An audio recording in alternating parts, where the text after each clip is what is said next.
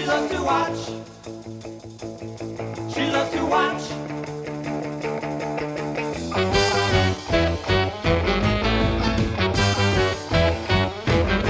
As the house stays having little girl's heart, she watching Mrs. Silverberg, copper clothes in the dark. Her other walking for exercise. She looks through the window in the other girl's eyes. She loves to watch. She sometimes make herself known. She loves to watch. Yeah. Well, it really turns her on. She loves to I walked in the Wait, dressing we gotta room. wait. Yeah, I walked in the dressing room. We're on TV. Yeah, well, I know. Yeah. I walked in the dressing room and Yeah. Dave Mel comes up and just puts his arms around me and goes, "Hello, brother. How you been? I love your band. I love you."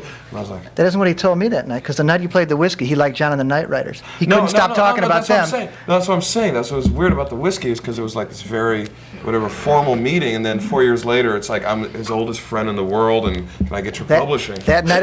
Oh yeah. Can I get your publishing? Hi, this is Little Arts Poker Party. I'm Art Fein. I want to welcome all of our guests. We got a lot of warm up here. Got Richard Meltzer. Hi, Rich. Yeah. Good to see you. Standing to audit, make sure everything's okay. Big Todd Everett. He's not really that big. He's sitting on a stool behind us. Also, we got once again Mr. Paul Bodie. How you doing, Paul, baby? Yeah. And on my left, Mr. Dave Alvin, fresh from Band-Aid or Farm Aid or whatever the hell it is. Is that a Farm Aid souvenir shirt? That's a farm It's a shirt. hat. Yeah. I mean, it's a shirt. Yeah, right. So we've already had hamburgers over at. How was Flaky Jake's, by the way? Pretty flaky. Oh, it was, for $6.70. I expected a little more. I saw. I didn't tell you, but this is a very funny thing I saw while we were waiting. I was sitting at the bar and I was playing that trivia game, the thing you put the quarter in. So like, there's a. When you lose, they give you a consolation question so you can feel good. Like at the end of You Bet Your Life, So there's a guy and a girl sitting there. They just lost, and it says consolation question. It says, when a man is allergic to latex, he can wear a condom as a substitute of the following substance. It lists three things. It says like rubber, sheep intestines, and cotton. Yeah. And the guy sitting there can't figure it out, and the girl knew it. See, but she wouldn't jump in and say, "Don't you know that?" It was so funny to watch. They just let it go, and I could see her like reaching for the middle one because she knew it was sheep intestines. Yeah, It was pretty cool. God. Well, I mean, I made up the third one. I used to date her. Well, did you say anything to her? Hey, this is one of those boarding shows, and we've got the deck for it. No, not really. But I got. We're gonna play little cards. Dirty tonight. We'll play little cards. I think. There's no play I can deal them on. And we got. I think everybody might want to play this one. watching the cards. We got Mammy. five stud. Yeah. Largest nipple in the hole. Splits the pot. Yeah. Okay. We got Mammy Yoakam's #1 son coming in a little later too. Dwight Yoakam, he'll be here. Another anecdote, by the way. Todd, have you been recognized on the street lately, or in your various? Yes, you told me just the other day somebody spotted you from this show. A producer, a fellow who I'm just blanked out his name. Yeah, right. Phil Spector. Yeah, no. Television. TV producer. Hey, Chuck Karen Black. Yeah. You're right, it is. So, anyways, you saw somebody recognized. This is a generic question. I didn't really need specifics. Paul, anybody spied you lately? Not lately. I haven't seen my neighbors. Have you been out of the house I've lately? been out of the house. I stand on the corner and I wait for somebody to say, "Hey, Now, I see you on cable." I kind of get a swelled head about all the fame and I love it. all the I love riches it. we're making from this show and stuff, and all the recognition. So, I was at some movie producer or record producer's place the other day, and there's this kid there who's hustling records to him, and I'm talking to the guy, and the kid says, "Don't I know you?" And I said, "Don't you work at the Lhasa Club?" And I said, No, maybe." I said, "No, maybe Club Lingerie and maybe Group W." And he says, "That's it. You put in my cable." I swear to God. I said, "No, that wasn't it." Yeah, Jesus. So took me down a couple notches. Yeah. This is a guy who actually got service from Group W on your Yeah. So much for that. Yeah. All right. Let's So see. much What are we for doing? I got a deuce showing and something pretty good in the hole. So. You got a 4, 10, 5. You got a 10, Rich. You're high. Okay. You want to bet? Okay, I'll bet. That's $125 to open. You don't know the nominations, Richard. It's let's say bet at least 100, and I'll consider it having met. Okay, we got a standard. I'll put in something like that, and I'll put it in for Dave too. Got a standard opening question we've been using lately. It works pretty good. Couple diamonds there.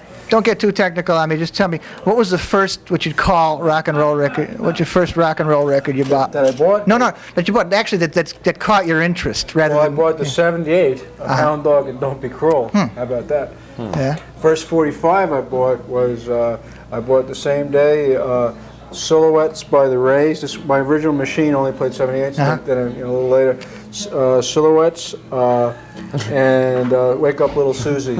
And a week later, I bought Rock and Roll Music, Chuck Berry. Now, did you have a changer that dropped records? The second one did, yeah. Did you ever break any records? Several of mine broke in the changer. They're 78s. They're shellac. No, I never had a 78 changer. Oh. That I never had. Yeah, that's a heck of a thing. I lost several records that way. So, but 78s are cool. That's why they must be more valuable, right? Because they broke more. Well, there should be fewer of them. And also those needles were a little savage, right? Yeah. I guess. We got some pretty lousy hands with some good-looking cards. Yeah. You got to working on a royal flush. That's good, Dave. It's only TV. I'm getting Another $50. looking at these things. Another $50, so yeah. Okay, $50. So what was your first record?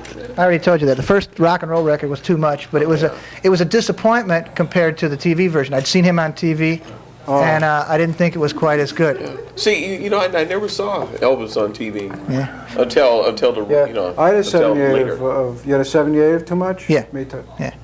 Todd, you got anything in that? First two singles I bought weren't rock and roll records. I got. Well, neither did I, so that don't count. Okay, so the first rock and roll record I remember buying was the Gene Vincent album with Catman and Red Boots. You bought an album Down. first?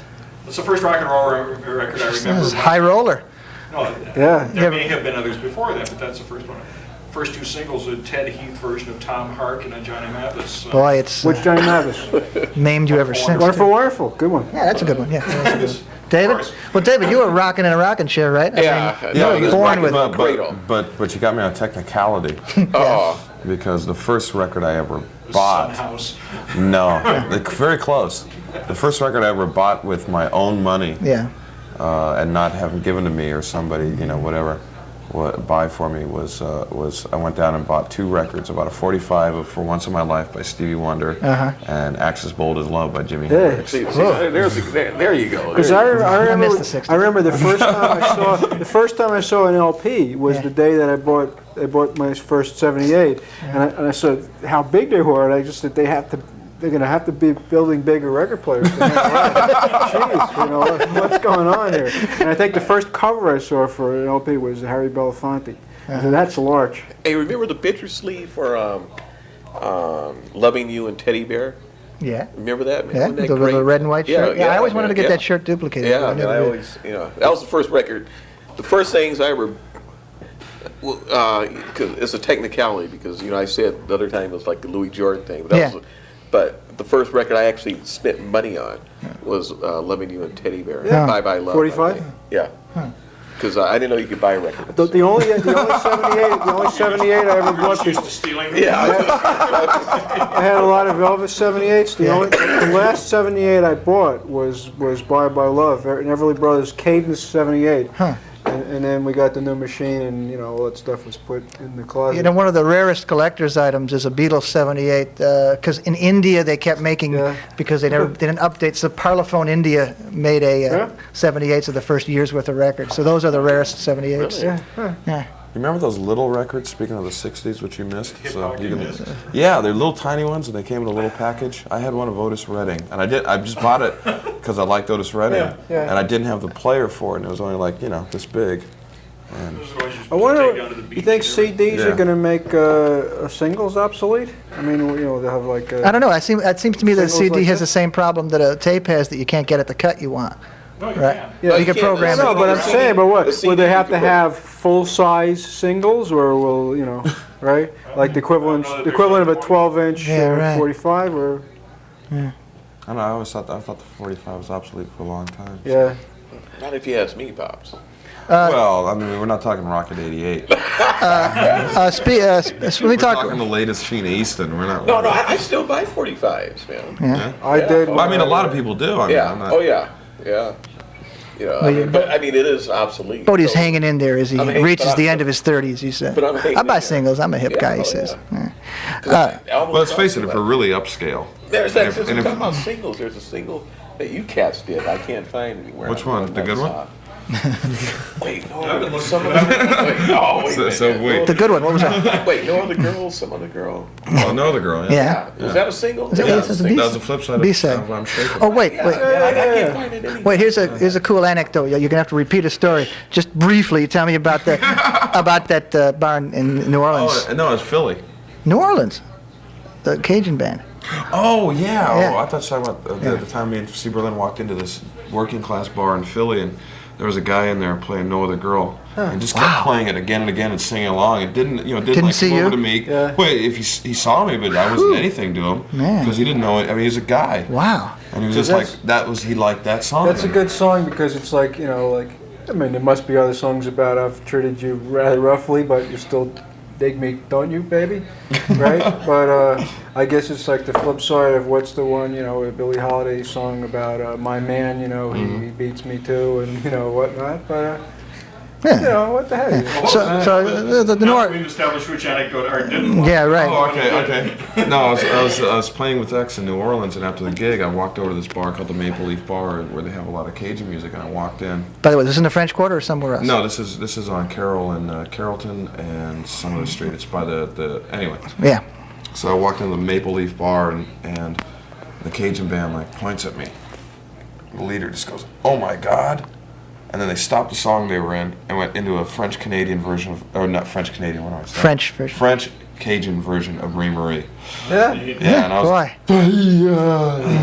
that's pretty. That's pretty cool. Yeah. I think we already bet on those cars, Richard. You may want to Okay, deal. I'm having a good time Hey, here. can we look at some more cards? Okay, here. Well, That's a good one. Yeah, Yeah. that looks well, like this both would be a good whole card there. Yeah, I guess it would be. You gotta. This is like a Japanese sort Have you of. seen any Alan Rudolph? Yeah. No, I haven't. As a matter of fact, I try to avoid those things. Okay, let's see. I'm still working on. Paul, the what was first, the, so I'll bet like another Now that you 50 have bucks. you're addicted to cable TV, like Right. some of us are. Yeah.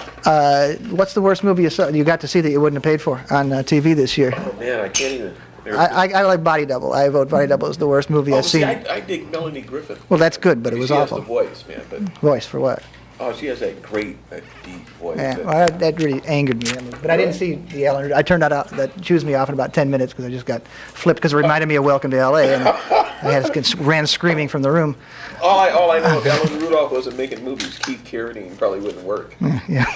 Well, I don't know about that, but Maybe I shouldn't say that. Yeah. I mean, he's Mr. Blue. He recorded for Elektra. 12 minutes. 12 minutes, huh? Man, we're swinging. Speaking of swinging, where the hell's Dwight? We have a musical guest, and he's not in the room. Where is it? Hey. Welcome to L.A. You know who the Keith Carradine character is modeled after? Dwight Yoakam. Yeah. No, who? Waits, man. Is that right? Sure, man. Yoo-hoo! Look at that. Is that Dwight Yoakam? God darn. You know, we got a musical guest coming in all the way from Kentucky, and he just flew in specially for our show. Out in the hall doing my Sam Shepard tribute. Okay, well, yeah, I'm going to give up my seat to this fabulous cat. Man, this cat's beautiful. This cat's together. Now, you got, do anything you want, 2.5 minutes. 2.5 minutes to do anything we want. And then it's your return, huh, Art? Yeah, I'm going to go. Let's do Just swing the key because they can't hear me. It's a real stupid key. It's Sign an up, E. sharp minor. It's E for ignorant. And it's a new little thing I wrote to my special loved one at home. What I don't know might not hurt me. If I stay dumb and no one tells. But if I find out that you've been cheating, what I don't know might get you killed. Hey, death row in prison, it don't look half as bad as a life spent with heartache over you. So if you're playing those dirty little games, you better pray that I don't find out the truth. And what I don't know might not hurt me if I stay dumb and no one tells. If I find out that you've been cheating, what I don't know might get you killed. Hey, Smith and Wesson juries hold a real mean, nasty card, and the verdict that they pass is never slow. So keep on wearing that little poker face, 'cause soon enough your cards will have to show. And what I don't know might not hurt me. I say dumb and no one tells. If I find out that you've been cheating, what I don't know might get you killed. Yeah, what I don't know might get you killed. Yeah, what I don't know might get you killed.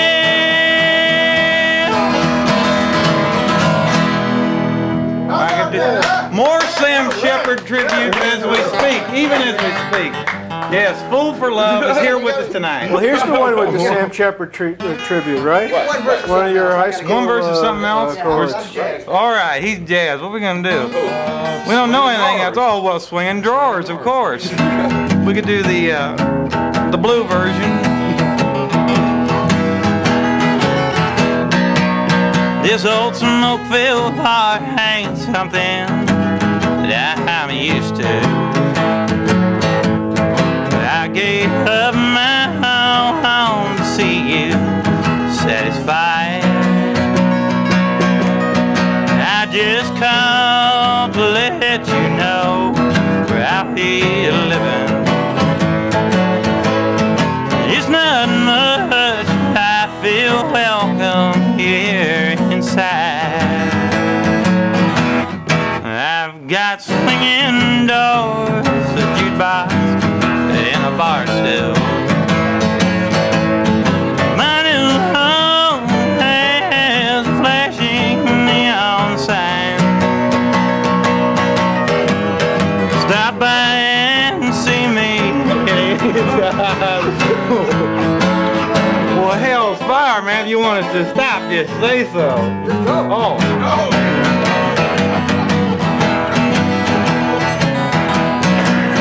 I go out walking after midnight in the moonlight, just like we used to do. I'm always walking after midnight, searching for you.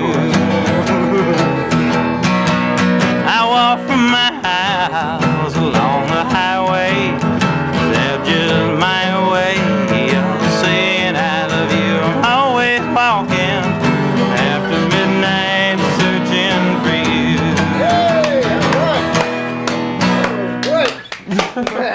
Well, it's going all night, Nee. Man, that's happening. Am I on? You're on? Yeah. Are you on? You're on. And I'm on here? Yeah. Well, yeah. Well, we're back to poker. You're going to have to take over my hand. Oh, gladly.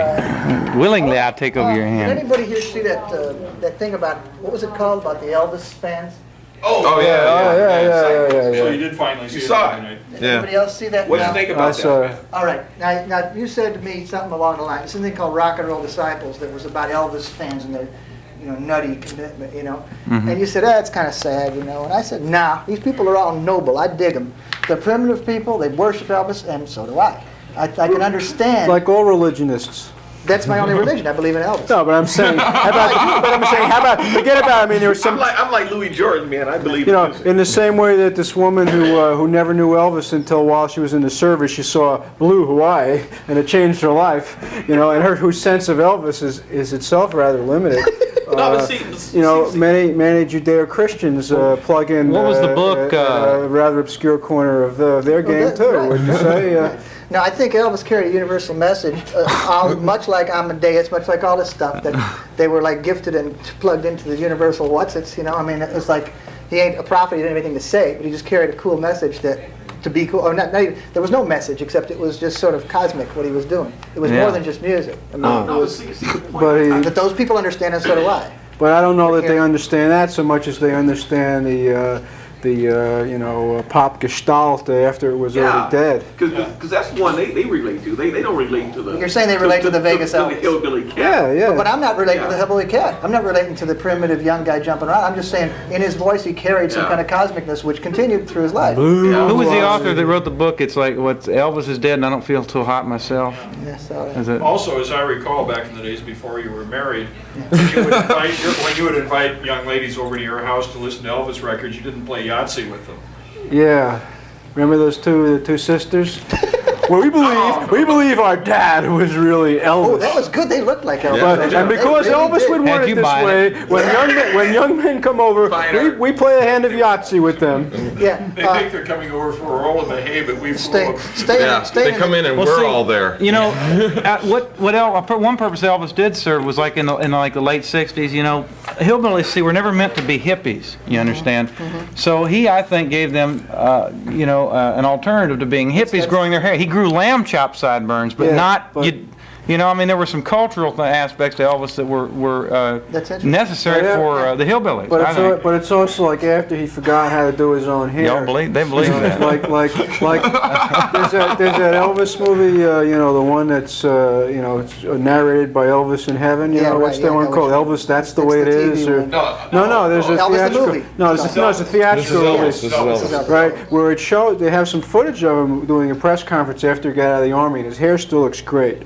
Right, I wonder at what point he said, hell with it, I'll cut the sideburns and then later grow them in He stupid. went slightly, but not. No, but he forgot how to maintain his own hair. He did have it parted for the Mary Tyler Moore movie. What was that? No, wait a second. Change your habit. I got to defend Elvis because I got real tired of watching on Miami Vice and all these TV commercials. There's all these guys with like greased hair, real short, and they all look real pretty. So I decided, to hell with it. Yeah. You know, after years of getting garbage from people on the street for having greased hair. Get the garbage. It's just it's easier to maintain. Well, it's right? easier to maintain. You just get your skull hat. You get the hat, and you put your skull hat on. Yeah. But I'm sure Elvis got to a point where it was like, and so anyway, I've been getting grief on the street from rockabilly kids. You know who had really great hair So I kind of relate to Elvis right like, here on remember when Waylon Jennings was first getting to be like on the Glenn Campbell show? He had like a modified early Elvis, slightly longer, that looked great. Yeah. By the way, before the beard. all these country guys. Todd's got some country news from England that we want to hear about. It's very interesting. Todd? Yeah, Billboard magazine, the Bible of the industry, has initiated a UK country chart. This is albums that are selling well in England, which means 5-6 copies apiece. And on the UK country chart, first of all, there are 6 Everly Brothers albums on the UK country charts, 30 albums at the moment, 2 by Boxcar Willie. 14 by Kenny Rogers. A couple by Kenny Rogers, Don Williams, 1 by the Long Riders, and Only a couple. 1 by Lone Justice. Only a couple by Kenny Rogers. Yeah. Really, John Justin Long? Lone Justice, you remember Also that. Eagles. What is that? The Eagles. Eagles, Don Williams. all Greatest those. hits. Yeah. There's another hair deal that somebody screwed up real bad. It was like, as soon as it got cool to wear ducktails again, Porter Wagner goes out and gets a permanent. I mean, can you imagine the mentality behind that move? It's like 1981, I think I'll get a permanent. And it's like, yeah, Porter, it's... Like George Jones, he kept the crew cut to like 72 or something like that. It was the cold flat top with the lightning bolt gabardine suit, man. And now, no, he's still great. George is George. People think you're on Channel 12 with Nashville now, but you're not. This is the Sam Shepard tribute hour. Hi, Sam. What's funny about all that stuff is that's the same kind of charm though that Porter Wagner had in 1963 with the way he looked that he does now. He's always been about 8 years behind the time. Well, no. I'm just saying it's the same sort of thing. It's just it's not like all right, so we're all going all right. Well, sideburns and nudie suits are in now, and when we were all growing up, it was like oh, sideburns and nudie suits. Oh, Yeah. And now it's like oh, processed hair and polyester Levi's suits. Well, so 5 years from now, Art's going to have a processed hair and Levi's suits with John Denver's leftover embroidery. Hey, but remember what you said about the pompadour one time? About how it was probably influenced by mine was Otis Rush. Marie Antoinette. Otis Rush and Steve Cropper. That killed me. Yeah, well, that's true. No, I saw Steve Cropper when I was 12 years old. And I saw Booker T. I saw Booker T and the MGs, and it was a show like Johnny Winter and all these people, and I was like 12, 11 years old, and Steve Cropper just had like this huge pompadour. Right. And I just said, That's what I want to be. I want to be Steve Cropper. Then, like a week later, I bought an Otis Rush record. And Otis Rush had this pompadour that just went up this high. And I said, well, I don't see any other way to look. And I still. You told me the other day No, I agree. Johnny Guitar was. Well, that too. All my life, His pompadour wasn't that good. all my life, I've wanted to have I've never had a DA. I mean, not that I ever will, but it always seemed like it's just too much to maintain, And after one day, I'd forget about it, and it would just kind of drip down. I kind of like the Jimmy Clinton haircut with the long sides and the short top. Or his brother. Did you ever pick up his brother when his brother was Dwayne Eddie? No, I remember that. Billy Clanton? No, Ike Clanton. Ike Clanton. Yeah. I mean, it was outrageous. I saw Jimmy Clanton on a Reborn Christian show. Oh yeah, he's all fat now. Well, yeah, but the funny thing was, he did like one Jesus song, and then for the next half hour, he did a medley of oldies, starting with Just a Dream, and then he did, and then there was Earth Angel. I saw him at an Alan Freed show like in '58 when I was like about 12 years old, and he did something that was almost like a Johnny Ray kind of, he just held onto the mic and did this kind of very, get down version of Just a Dream with weepiness to it. I think Art wants to get off to Jimmy Clanton. Tom. Yeah. No, that's okay. I mean, Johnny Ray we could talk about. But, Johnny Ray's in the Knitters as well. Different Johnny Ray. My old man had a pompadour. I didn't have to go down the street. That photo? Oh yeah, I showed you that photo. Yeah. We He had encourage cold curls. We encourage musicians on his show. I already invited Mel Torme, but he didn't show up. The other one I want Hamilton Camp. Now, you still have that album of mine? That Paths to Victory on Electric? You mean Hamilton, Joe Franklin Reynolds? No, Don't turn your love out Bob on me, Hamilton, baby. Hamid Camp. No, I get that to you. That was the guy No, that. you didn't give it back to me. I want to pick it Then up. I never got it. He's around. You see him on television acting all the time. Yeah, and I'd like to have him singing on the show because I really like his voice, but you didn't get that? I don't think so. I would remember So that. noted you get all these unpublished or unreleased Dylan, or things you never heard Dylan sing, Dylan songs. Yeah, I'll have to go to your house and find it. I'm moving. Why don't you get- Hey, where are you moving to, Pops? 555 Nebraska Avenue in Santa Monica. So, you've been to Memphis lately? You go down to Sun Studios when you're down there? At 3 o'clock in the morning, stood out in front and looked in the window, and that was good enough for me. I watched everybody eat bad sausage there about 3 months ago. Well, I don't understand. Bad sausage in Memphis at the Waffle House. Yeah? But is that 4 in the something- morning, there's nowhere else to eat. It's awful. Yeah, Memphis is about as exciting as an empty shoebox. It's not what you think. I was in Memphis once and Nashville once, and I liked Memphis better. Better. Well, Memphis is Nashville's got a neat little deal. Memphis is more traditionally like a rhythm and blues kind of town. Yeah. Where Nashville's more But of it a had the country kind of town. Mississippi But they River. tore down everything that had anything to do with the rhythm and blues Yeah. part of it, and it's just kind of Iowa City. Yeah. You know? I'm gonna say goodbye now. Bye. Oh, We'll yeah, keep talking. we're We're finished. close. Who won this game, by the way? Let me check Oh, the down card. Hey, what's the Play clothes Art's hands. What's that? The famous clothes place in Memphis. Fox or something. Leo Brothers. Yeah. Brothers, Jack's okay. Fifth Avenue. No, I think Well, that's it's Schwab's. the largest That's Drugstore down on Beale Street. Jack's. no, Leo's Brothers. Leo Brothers. Is It's very small. Pete I know Anderson's, what you're thinking of, yeah, but it's I not that. think that's the name of it. Pete Something. Anderson's clothing you got place. It stays open all. Marginally. It stays open. At least that's what waits. She loves to watch. She loves to watch. She loves to watch.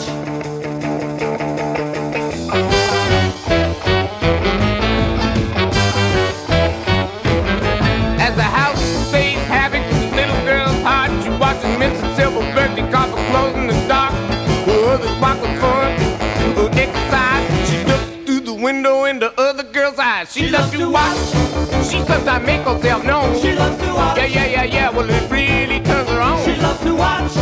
Well, it's more than fun. Just wanna meet